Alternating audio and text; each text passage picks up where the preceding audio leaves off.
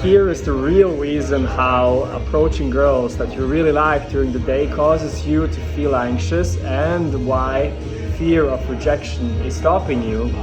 And if you tried online dating and it didn't work and you're exhausted because you're always trying to get somewhere else than where you are, then this video is for you.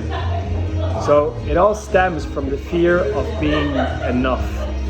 So we start to approach girls rather than from fulfillment.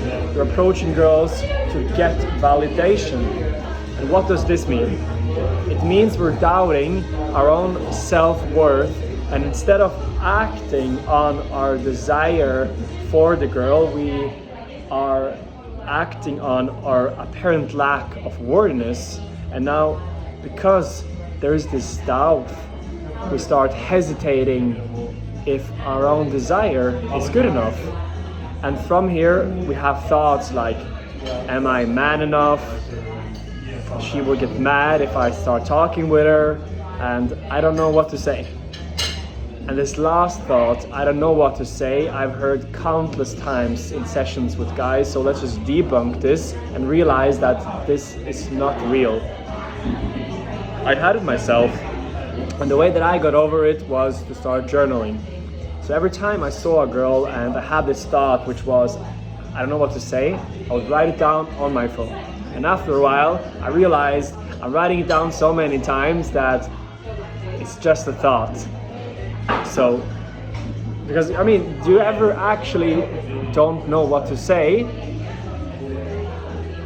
From my experience, you do know what to say, but you're doubting it or you're fearing some outcome. And that's when you're telling yourself it's not good enough what you want to say, because you're fearing what's going to happen.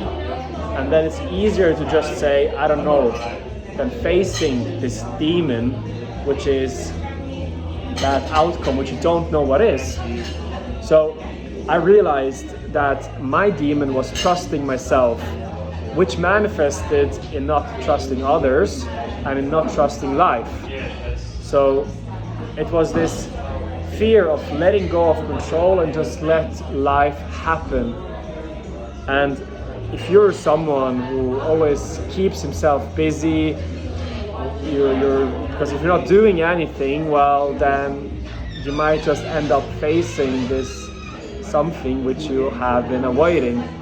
And this also implies if you're meditating, because if you're sitting down to let go and to meditate, you're still doing something, you're still trying to feel better, right? So let's go back to that approaching that girl and not being rejected, because it can go really deep, that even if it goes well and she is interested, you start doubting that, why is she interested? And I've had instances where I've been thinking, is there something wrong with her? So I've been in my past dating 4 or 5 girls where everything was perfect. You know, they were cute girls, they were fun to hang around with, they were into spirituality and self-development, and at some point I just thought that, yeah, I have to get out of here. You know, there's something else, there's something more that I can find.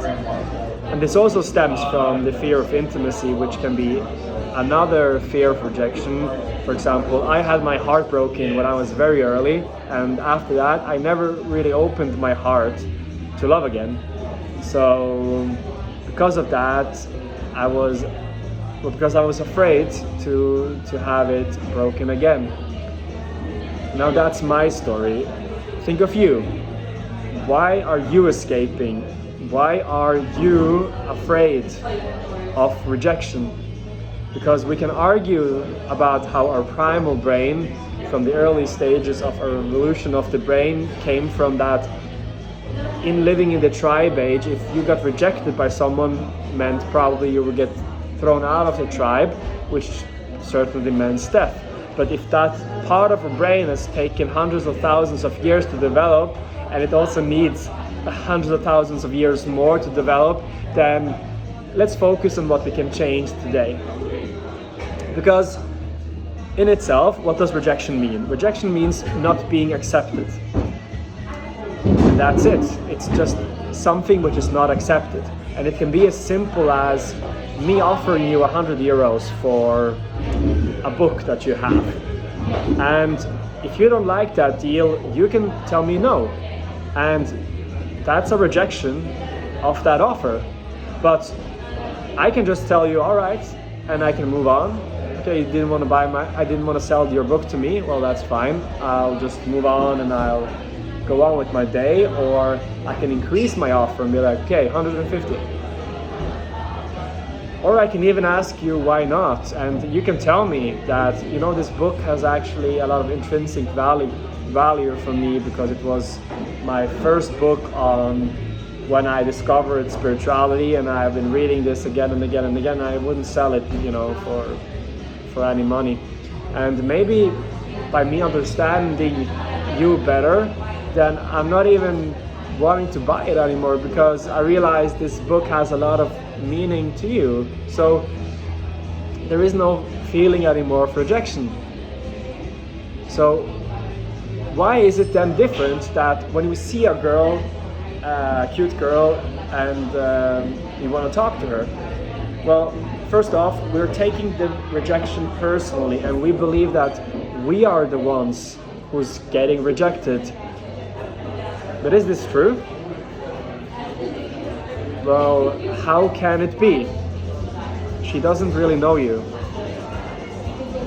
I mean, if you see a guy on the street and he's stopping you and has something in his hand, you assume he's gonna sell you the newspaper, and you just shake your head and you walk on. And did you then really reject him personally? Did you actually even know what he had to offer? Also, did he know that what he was offering you was of value or something that you needed or wanted? Probably not. Because he might have had gold in his hand, but you didn't stop to find out.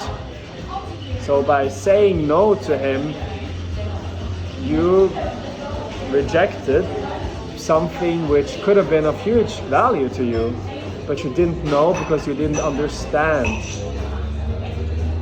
Also, because he didn't know that gold or whatever he was holding would benefit you or not, how can you take that as a rejection? Because if you don't need that in the first place, then there was no, like, it would never happen. So do we even call it a rejection? Let's go even deeper and not even look at it anymore as a rejection. And rather this time, you two didn't get along. Now, there's no reason to feel shameful or guilty because you two didn't get along. Because it's human nature that sometimes we get along with someone and sometimes we do not. And that's more real at the surface level of rejection. So from this perspective then, it's no longer a fear of being rejected. It's just resistance of not wanting to not get along with someone. And why would we feel resistant to not get along with someone? Are you afraid of not being liked? What happens if you're not being liked? The same as you being rejected, that you're not being accepted. Interesting. So we are again back at the feeling of being worthy. So if we can start to feel worthy, that means our need for validation is reduced, as now validation comes from within.